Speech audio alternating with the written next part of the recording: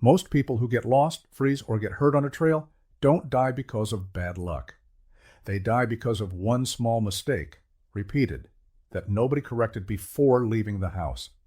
In this video, you're going to see 50 real mistakes, the same ones that show up trip after trip, in the field notebook of someone who has pulled clients out of situations that should have been fixed 2 hours earlier before they turned into real danger.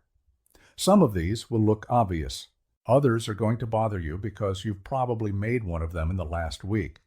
And the last item on this list is the mistake that shows up most often, right before a real rescue. I'm Ranger Jack. 17 years guiding winter and high-altitude expeditions, no sponsorships, no free gear, just what actually works when the temperature drops for real. And my field notebook has more lessons in it than any survival manual you'll find. Tip 1.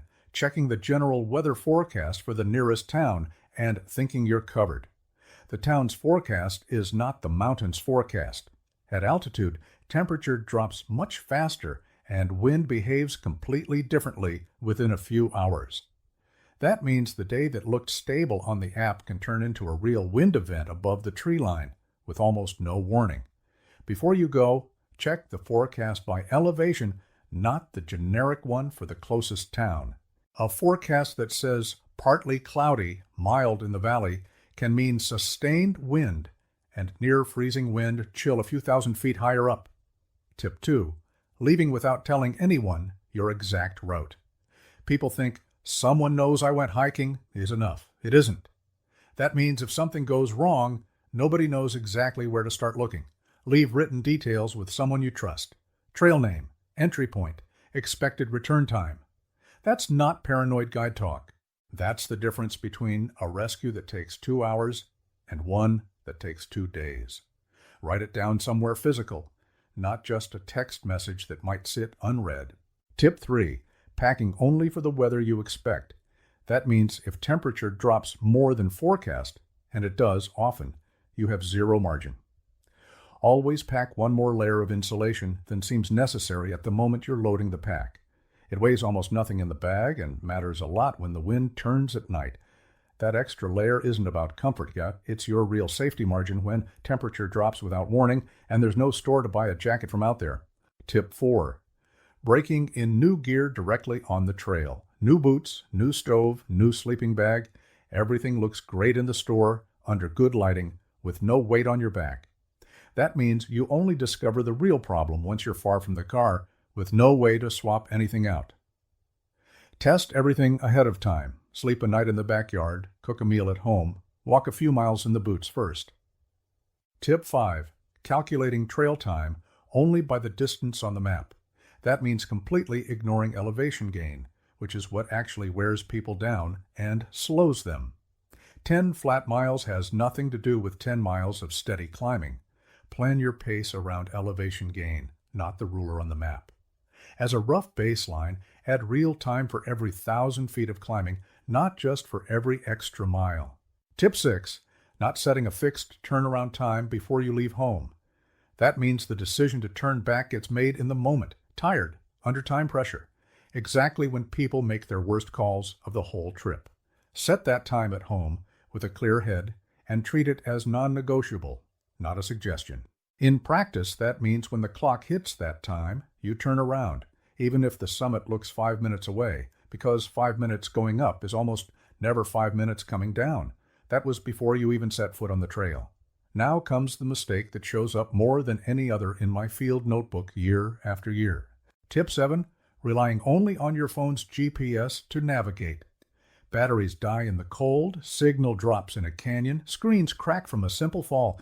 That means right when you need direction most, the one tool you brought can just stop working with no warning.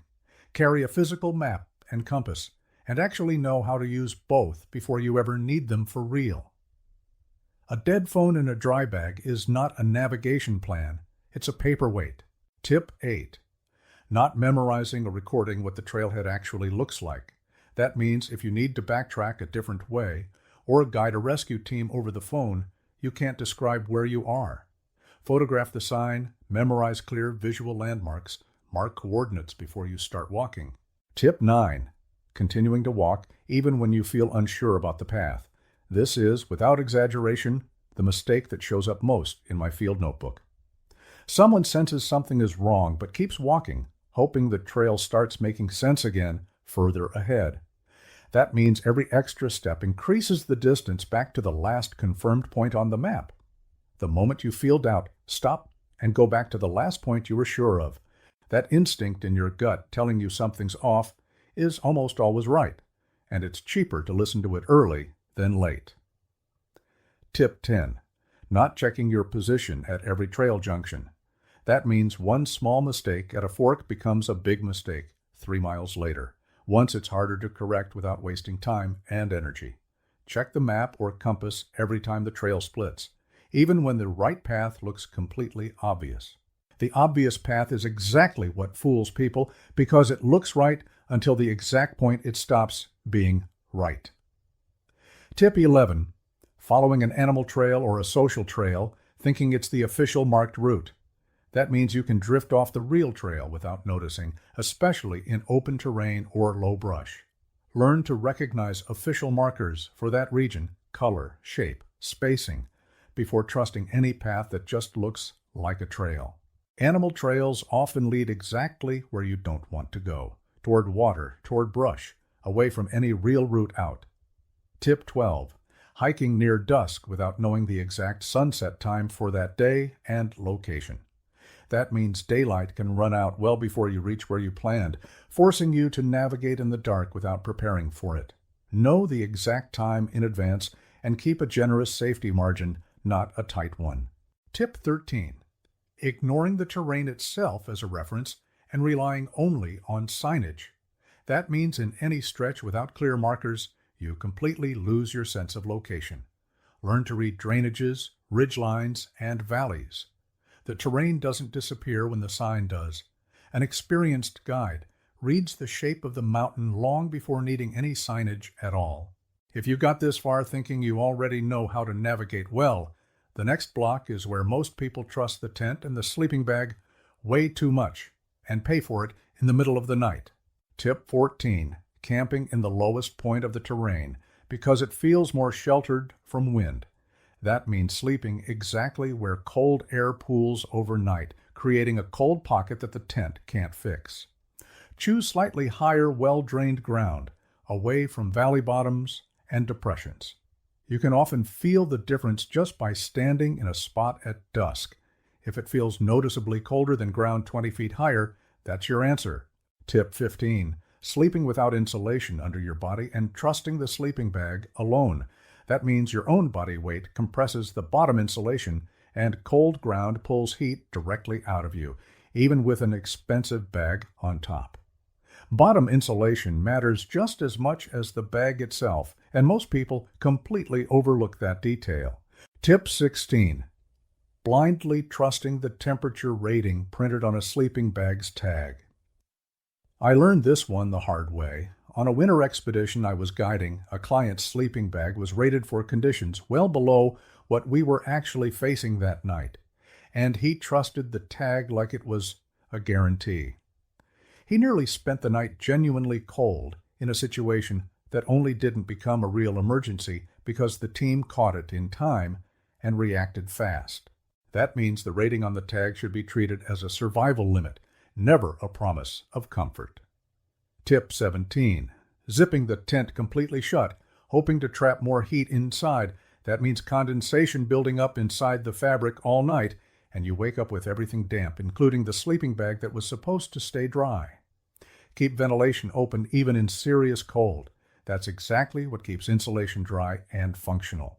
A slightly colder tent with a dry sleeping bag beats a warmer tent with a damp one every single time. Tip 18. Sleeping in the same clothes you sweated in all day on the trail. That means bringing all that trapped moisture into the sleeping bag with you, pulling heat out of your body all night without you realizing the cause. Switch to dry clothes reserved only for sleeping, even if that feels like unnecessary extra weight.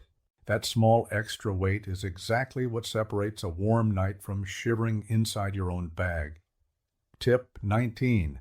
Setting up shelter without really thinking about prevailing wind direction. That means waking up with the tent shaking all night, or worse, with the door catching cold wind directly with every gust. Use terrain and natural vegetation as a windbreak and position the door away from where wind normally comes from. That covers shelter and sleep. Now comes fire and water, where accumulated fatigue makes people skip steps they'd never skip on day one. Tip 20. Carrying only one method to start a fire. That means if the lighter gets wet or the matches run out, you have zero backup in a situation where fire can be the real difference between discomfort and hypothermia.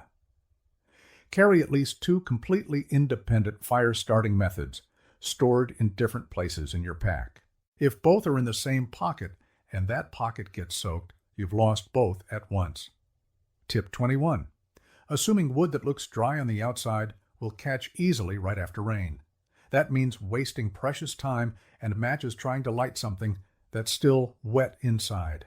Learn to shave dry tinder from inside larger branches, even when the outer surface is visibly wet. Dead standing wood, still attached to the tree, is almost always drier inside than anything you find lying on the ground. Tip 22. Drinking straight from a natural source just because the water looks clean. That means ignoring completely invisible contaminants that cause problems hours or days later, far from any medical help. Always treat water, even when it looks perfectly clean. Tip 23. Treating water only when convenient and skipping it when you're tired. That means the mistake happens exactly when you're most vulnerable, tired, rushed, just wanting to drink and keep moving. Always treat it, with no exceptions based on fatigue or hurry. The exhaustion that makes you want to skip the step is the same exhaustion that makes your body less able to handle getting sick from bad water. Tip 24. Storing food close to where you plan to sleep. That means pulling animal attention directly into your rest area overnight. Store food away from camp, using the method appropriate for that specific region. A hard container, a hung bag, or a designated site, depending on where you are. Tip 25. Calculating water needs only by distance on the map, without accounting for altitude and real effort. That means running out earlier than expected on the exact climbs where your body needs hydration most. Calculate by expected effort, not just the cold number on the map. Tip 26. Assuming snowmelt water is automatically safe just because it looks pure.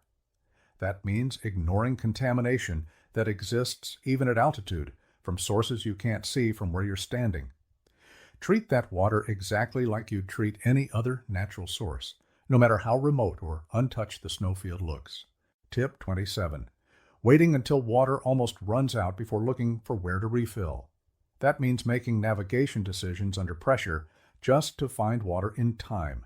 Refill at every reliable source you pass, even if the bottle is still mostly full.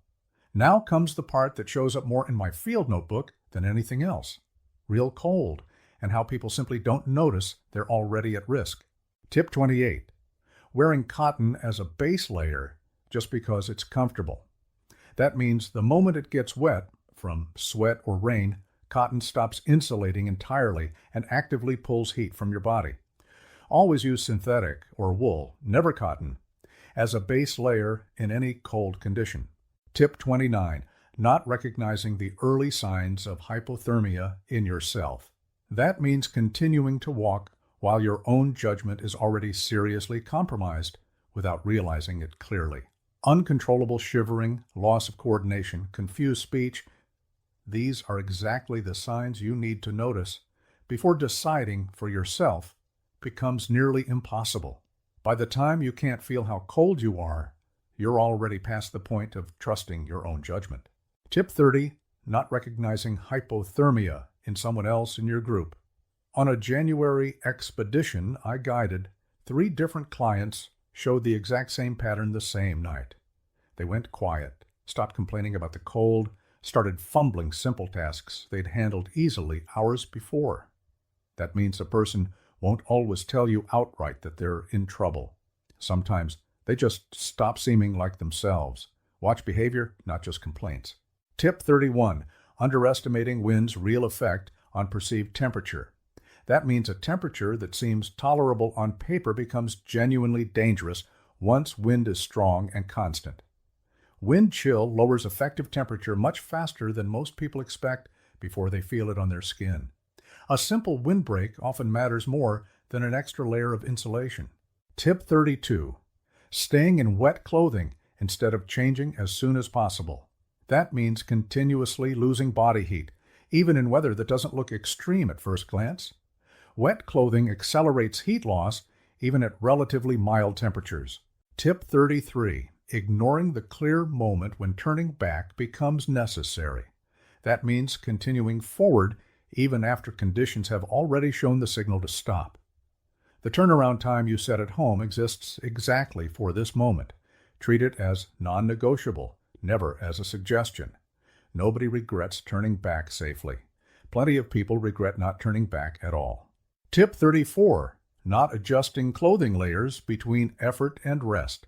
That means sweating heavily during a climb, stopping to rest, and cooling too fast because the clothing stays damp underneath. Adjust layers before you start sweating, never after. Cold hurts slowly, almost without warning.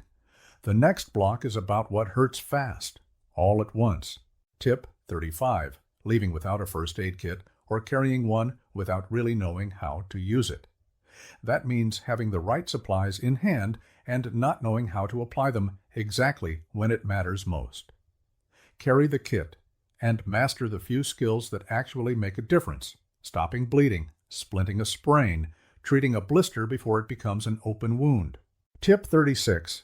Approaching wildlife just to get a better photo.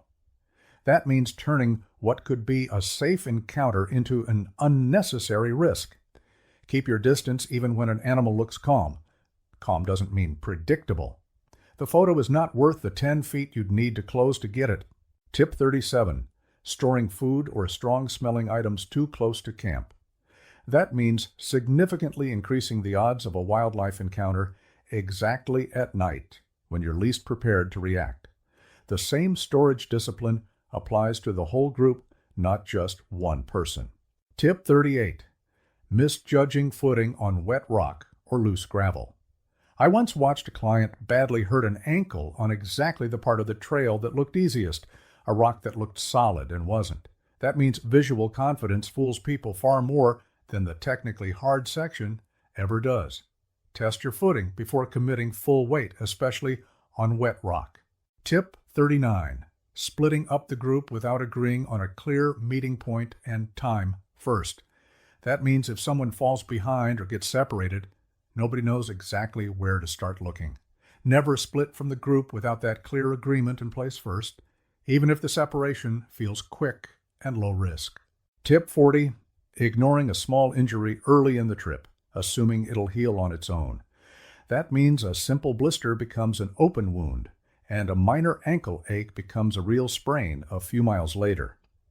Treat any small injury early, always, never delayed. 5 minutes with tape and moleskin at the first hot spot saves you hours of pain and a much slower pace later.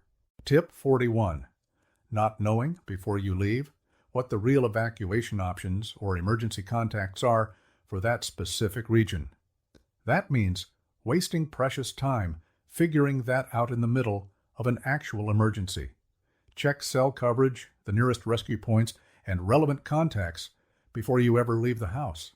That covers body and terrain. Now, gear, and why trusting the wrong brand can be just as costly a mistake as anything else on this list. Tip 42. Trusting the word waterproof on a label without accounting for real wear over time. That means coating breaks down naturally, and a piece that was waterproof on day one can soak through after months of real trail use. Pay attention to seam taping quality, not just the promise printed on the tag. Tip 43. Buying boots based only on how comfortable they feel for a few steps in the store. That means judging the product with no weight on your back, no incline, no uneven ground. The exact opposite of real use. Test with a loaded pack and on an incline before trusting those boots on a demanding trail. A boot that feels perfect for 10 minutes in a store can feel completely different after 10 real miles. Tip 44. Packing too much gear just in case, adding unnecessary weight and fatigue. That means extra weight can slow you down and expose you more exactly when you need energy most.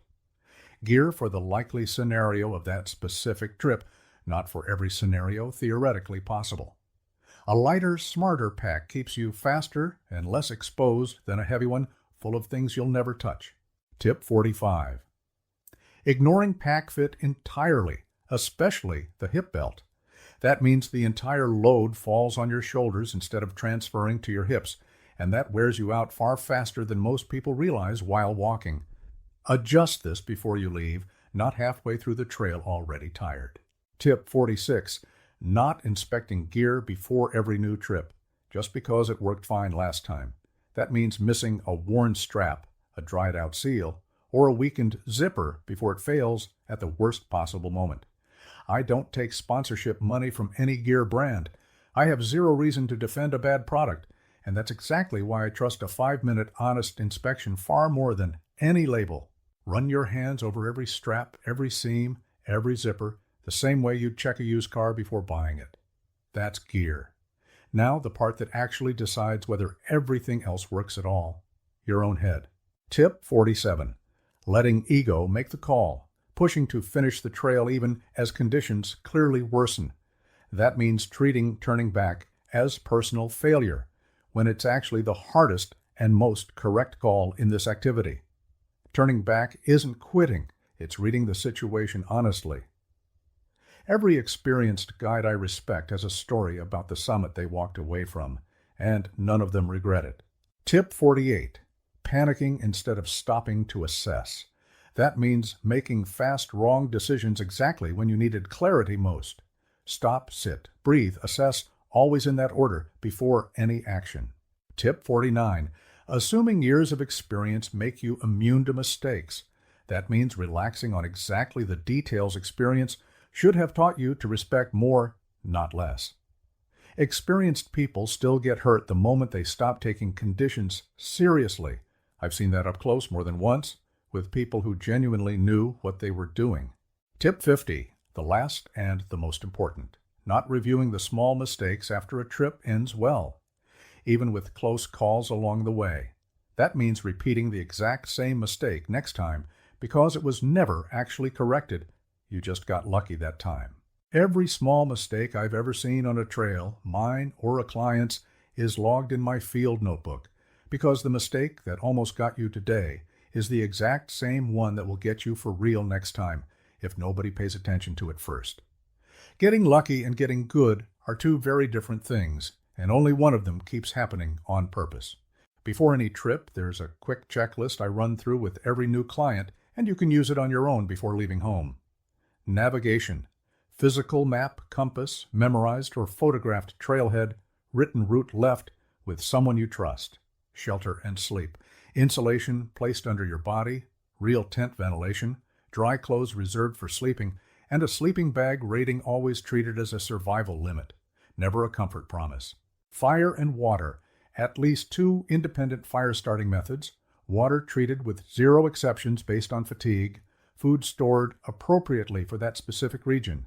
Cold and weather, synthetic layers, never cotton, clothing adjusted before you sweat, and a turnaround time set at home, and treated as non-negotiable.